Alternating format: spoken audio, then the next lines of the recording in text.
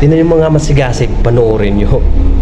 Yung pamilya pumunta ng hotel, naririnig nila at kinatok pa talaga yung pintuan kasi nakakarinig sila ng okay, panoorin yung mga masigasig. Tsak, grabe, sigurado narinig nila yung patapos na ay ay ay